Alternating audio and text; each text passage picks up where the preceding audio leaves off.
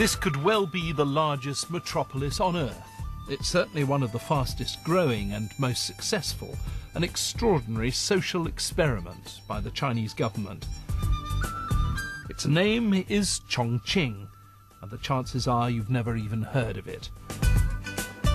Chongqing is becoming hugely successful, increasingly wealthy, a major battleground against corruption, and yet, in spite of all this, strangely insecure.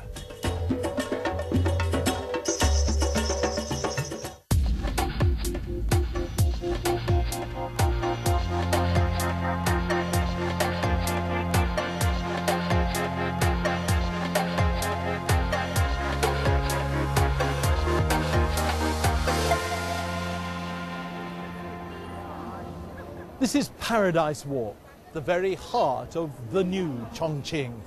It's hard to believe that only 10 years ago none of this existed. It was a factory area on the outskirts of the old city. Now it's become the heart of the new metropolis, drawing in people from the hinterland so that it's got a population now which is higher than that of, say, Canada or Poland. You do find people sometimes who are still a little bit bemused by the strangeness of it all and the speed with which it's changed. But of course, one other group that's come in and really benefited from all the wealth is the mafia. And the local party bosses are engaged in a fight to the death to stamp out corruption.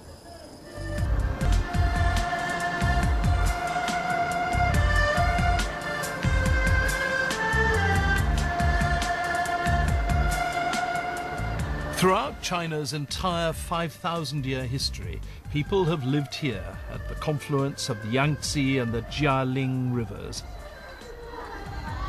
During the Second World War, Chongqing was even temporarily the national capital, but it was tucked away in the center of the country, in Sichuan province, far from the great cities of the eastern seaboard. Turning Chongqing into a megacity is a remarkable act of state intervention. The old has been knocked down and replaced by the new in just over 10 years.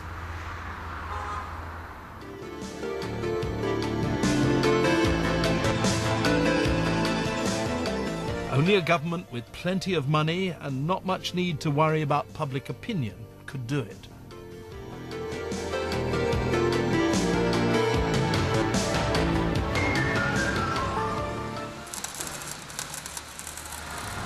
This is the Hangtong bus factory, one of the most successful businesses in Chongqing.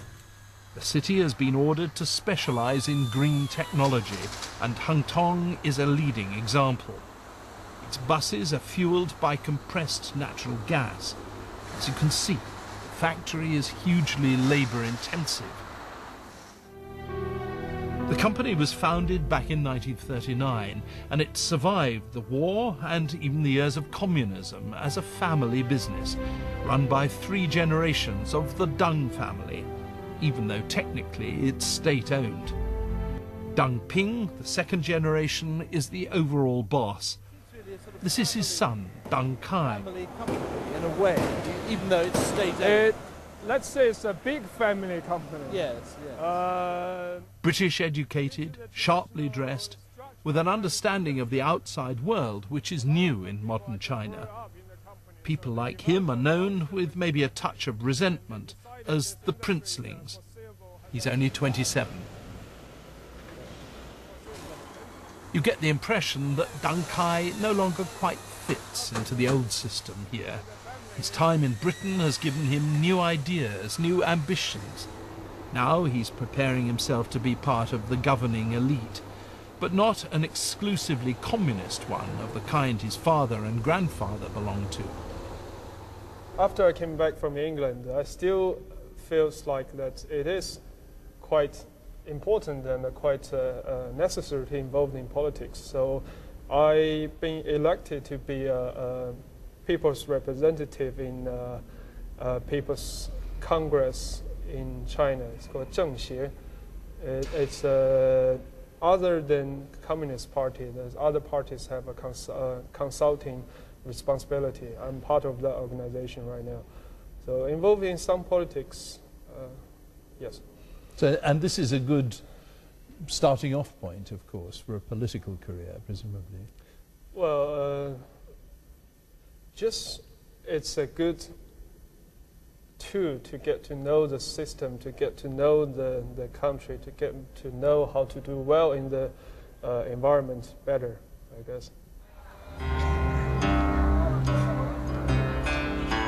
If Deng Kai represents the top of the new social structure, men like these are at the very bottom level of it.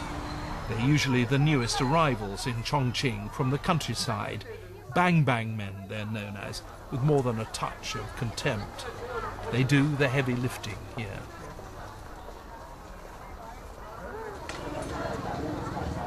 And this is where many of them live and work.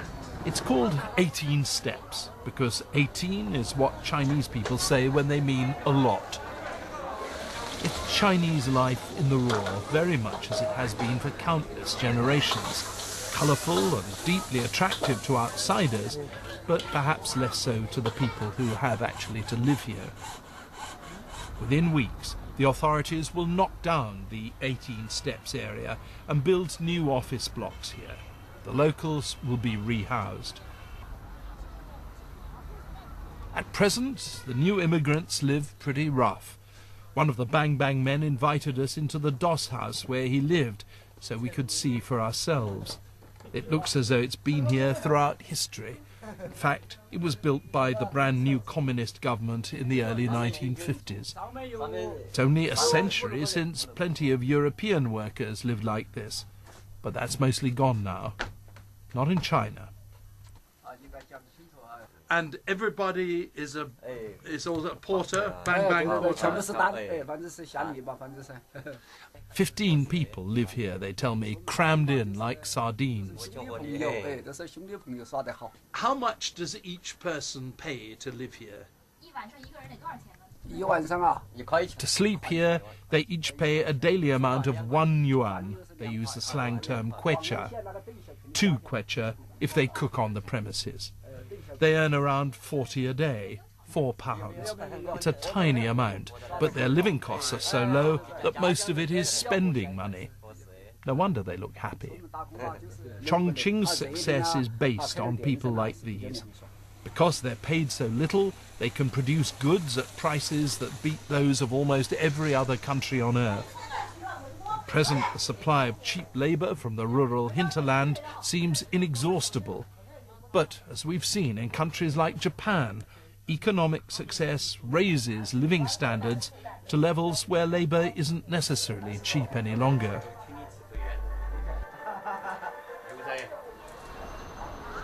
This is the new kind of accommodation which the city is building for its migrant workers, a former public library. It's still pretty basic, but definitely better than conditions at the 18 steps. I come over to Chongqing for more than 4 years, and I've been living here. I've heard of my friend recommend this place. It's quite safe and also very cheap. It's not like living in a shabby alley, courtyard. So I'm really lucky.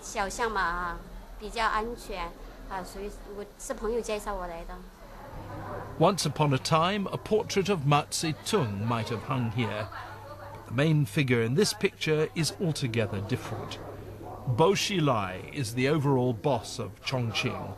Sophisticated, beautifully dressed, and very tough. He's not just cleaning out the old doss houses, he's attacking the massive corruption here as well. Because that, as much as the speed with which Chongqing has grown, is what the city's become famous for in China. Construction is an easy way for crooks and big mafia gangs to siphon off large amounts of public money. They supply illegal labour, they provide substandard materials, they win contracts through bribery and violence. Once they get a big foothold, it's very hard to get rid of them. And the central government in Beijing has sent Bo Xilai here in order to do just that. Fast development means big money, and Big money so often means big corruption. Over there is Chongqing's Supreme Court, and right opposite it is a hotel where the city's biggest illegal gambling casino used to be, run by a woman whom local people knew as the Godmother. Well, those times have changed, and the Godmother is now in jail. Up there in that pleasant area, local city officials live. And they come down to their offices in the centre of the city every morning, driving across this bridge, which local people still call Corruption Bridge.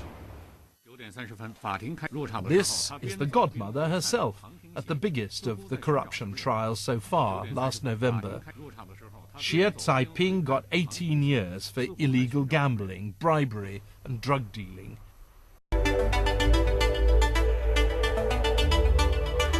This could well be the largest metropolis on Earth. It's certainly one of the fastest growing and most successful, an extraordinary social experiment by the Chinese government. Its name is Chongqing, and the chances are you've never even heard of it. None of this existed. It was a factory area on the outskirts of the old city. Now it's become the heart of the new metropolis, drawing in people from the hinterland so that it's got a population now which is higher than that of, say, Canada or Poland. You do find people sometimes who are still a little bit bemused.